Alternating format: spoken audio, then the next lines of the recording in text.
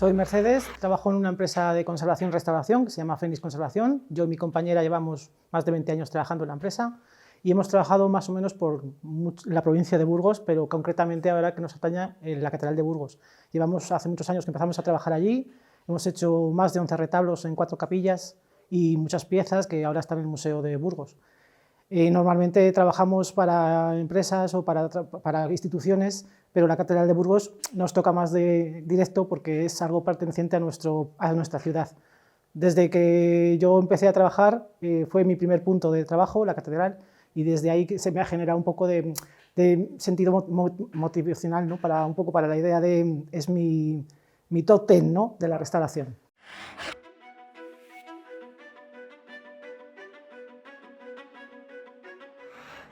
Lo más importante de la restauración es sobre todo la conservación. Se tiene que conservar lo que ya esté e intentar mantener y frenar todos los deterioros que han estado avanzando con el paso del tiempo, hasta el momento en el que nosotros entramos en intervención. La restauración es un punto aparte en el que luego ya empiezas a mejorar esa faceta de la conservación.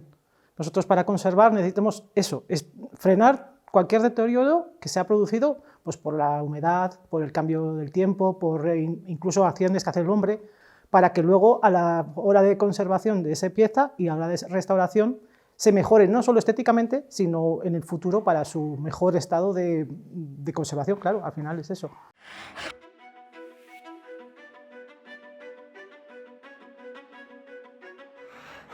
Si diferenciamos entre conservación y restauración, si fijamos en la conservación es un poco intentar que lo que esté se mantenga, ¿no? Entonces se suele hacer normalmente una desinsección, porque normalmente los xilófagos atacan ese tipo de estructuras, de madera, en este caso, o de lienzos, es más poco habitual, pero bueno. Luego se suele hacer también una consolidación. Las consolidaciones se inclinan hacia que la madera sea más rígida, o más, no rígida en ese sentido, sino sea más dura y más que soporte los cambios climáticos y los cambios de humedad. Eso en cuestión de conservación y para que la policromía no se caiga, para que todo lo que exista se mantenga. Luego la restauración ya implica la versión químicamente, ¿no? Se puede hacer una limpieza, se puede hacer un estucado, que es un proceso en el que donde las lagunas que se han perdido se han reconstruido, y luego ya lo que se podría llamar la reintegración pictórica, es donde ya cubrimos todo tipo de superficie, o en unas zonas o en otras, sin falsificar lo ya original hecho, mediante un color para igualarlo un poco estéticamente al original. Claro, químicamente utilizamos mucho porque para la limpieza se necesitan muchos productos químicos. Se puede hacer una limpieza igualmente manual o química. La limpieza manual no consiste en meter ningún tipo de elemento químico, sino solo por cuestiones de bisturís o gomas de borrar o cosas de tipo. Pero en claro, química sí que se precisan más productos. Desde el principio se usan ciertos test que se han creado por 2 personas muy concretas, en este caso el más actual es Cremonesi, es un italiano que generó una serie de test de una serie de productos menos tóxicos, tanto para el ser humano como para las piezas. Entonces, a base de esos productos se mezclan diferentes disolventes y se tienen que hacer muchas pruebas en la pieza. Si es en el caso de madera, no afecta igual que un lienzo. El soporte es diferente. Un soporte de madera no es lo mismo que un soporte de tela, por lo tanto los disolventes tienen que ser muy diferentes. O incluso hacer eso, las catas que se realizan para poder ver cuál es el mejor método y el mejor producto para realizar esa limpieza.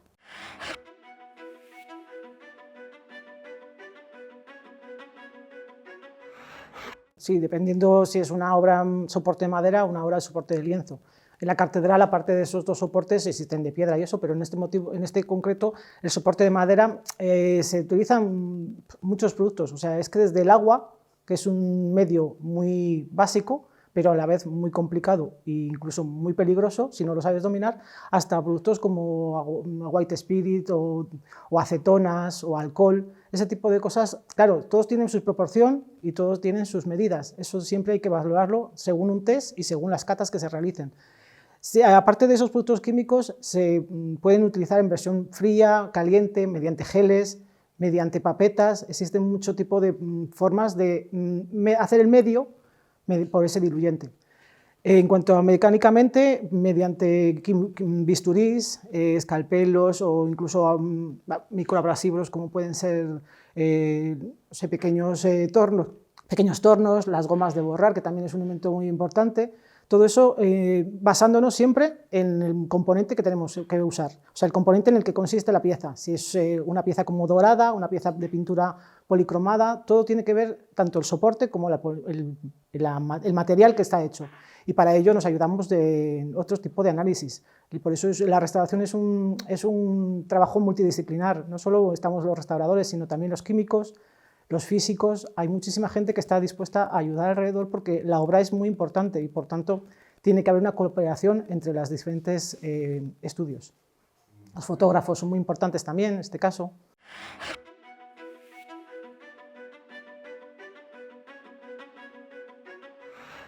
Pues en la catedral se han realizado 11 retablos por esta empresa, en 4 capillas. Los más conocidos son la capilla Santa Tecla, ahí existen 5 retablos, en la de Sahagún, las reliquias y la Natividad. Estos retablos tienen las características básicas de el problema que tiene la catedral, las humedades por filtración. Al ser la piedra es de otro tipo de filtración y otro tipo de humedad, pero en la madera su soporte es muy poroso. Entonces, igualmente que la piedra absorbe esa humedad, se lo traspasa directamente a las superficies que están en contacto, en este caso los retablos de la catedral. Los retablos son de madera y el soporte de madera es muy absorbente, y con el paso del tiempo y con el clima que consigue, o sea, lo que consigue es que se vaya aumentando y disminuyendo el soporte.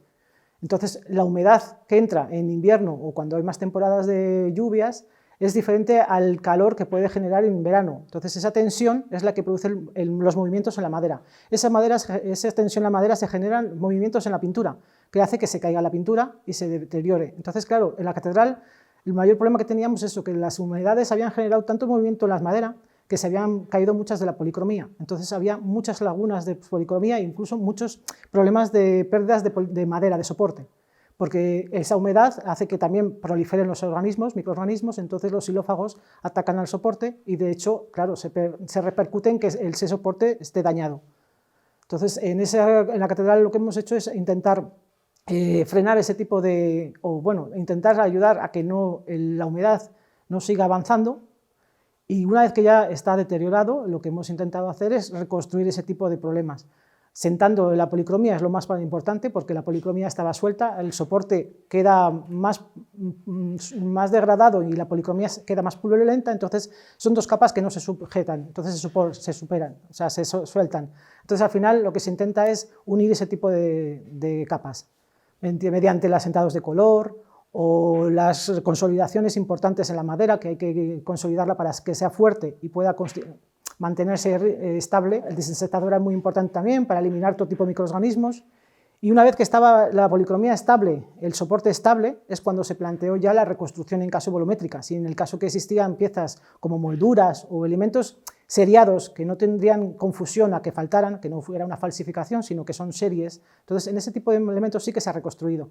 O elementos como decorativos apenas se hacen, a no ser que sean elementos muy importantes a la vista.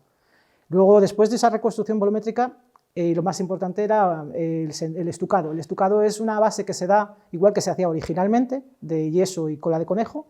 Ese estucado lo que hace es hacer una capa entre la madera y lo que será la reintegración, el detalle colórico, ¿no? El color de lo que va a ser la restauración. Entonces, esa capa es una base, necesitamos esa capa para poner ese color. Entonces, una vez que se ha hecho esa reintegración, se hace la reintegración colorimétrica y entonces, en principio, lo más importante, una vez que está reconstruido y está restaurado pictóricamente, es la capa de protección.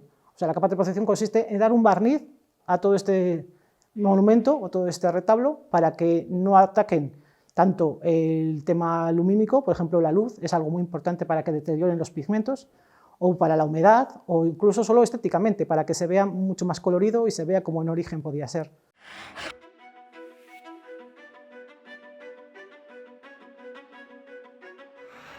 Todas las obras tienen su porte importante, no tiene por qué ser una obra maravillosamente de un personaje conocido, de un artista, sino pueden ser todas que te afecten directamente, puede ser por la forma de la pieza, por la estética, por los colores o solo porque la has visto siempre y te ha emocionado. Pues lo mismo pasa con la catedral, es una pieza que siempre la hemos visto, siempre íbamos allí a verlo, entonces hay imágenes que dices, jo, me gustaría mucho tocarla, me gustaría mucho ver cómo lo hizo el pintor, cómo lo hizo el artista, y de hecho es lo que te motiva cuando estás restauradora, es como que formas parte de ese artista o en ese momento que se creó.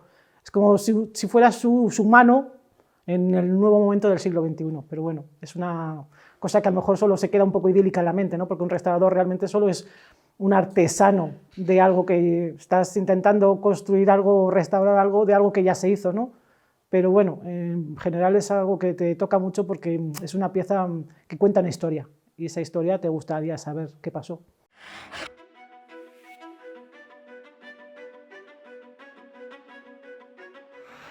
Pues no sé, a lo mejor quizás es un poco gracioso, pero siempre de pequeña un sueño que tenía muy recurrente y que no tiene ningún sentido quizás, es que yo iba a la catedral, pequeñita, iba como a trabajar allí. Yo iba con mis zapatillas de casa, que tampoco lo veo muy normal, y estaba dentro y trabajaba por ahí, no sé si pasando el polvo o qué. Entonces es algo que siempre como que lo he tenido en mente y luego me ha hecho mucha gracia al paso del tiempo que siempre como que la catedral era como el punto de quedada o el punto de clave o de anclaje o no sé, un punto de referencia donde siempre tenía que estar. Y al final el paso del tiempo me ha dado la razón o al sueño le ha dado la razón, que he acabado trabajando ahí por algunas veces. En algunos años he trabajado allí, otras veces no, pero bueno, la catedral para mí siempre será como el punto principio y espero que sea continuamente un fin allí, pero bueno, bien, no sé, me ha gustado.